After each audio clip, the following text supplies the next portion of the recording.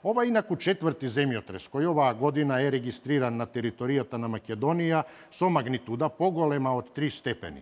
Од Институтот за земјотресно инженерство и инженерска сеизмологија ИЗИС соопштуваат дека се можни и уште неколку помали земјотреси, така наречени афтершокови, кои вообичаено се јавуваат по земјотрес како што беше овој, кои се резултат на слегнување на тлото, но дека нема причина за паника, ниту дека станува збор за нешто невообичаено.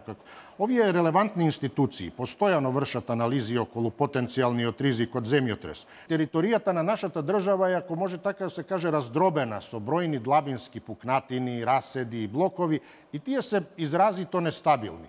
Во нашето обкружување пак, освен егејските тектонски блокови, раседите во Грција, изразито нестабилни се и соседството, како што е Косовското, Софиската, Струмската, но и многу други земји, соседната Србија, Босна, Црна Гора и така натаму.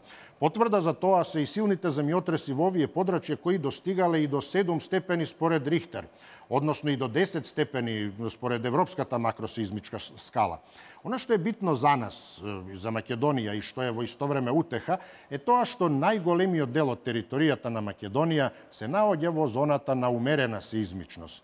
А единствените силни сеизмички центри се во Пехчевско, каде што може да се очекува најсилна магнитуда од 7,5 степени, потоа Валандовско 7 степени, Дебарско 6,8 степени, Скопско 6,5 степени и Битолско Демир-Хисарското епицентрално подрачје, каде што експертите проценуваат максимална очекувана магнитуда од 6 степени.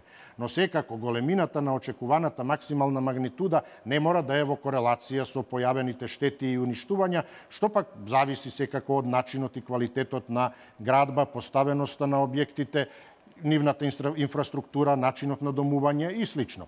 Инаку, во нашите медиуми би спомнал уште ова, дека од време на време се појавуваат тврдења, и земјотресите се поврзани со силни врнежи, поплави или други непогоди.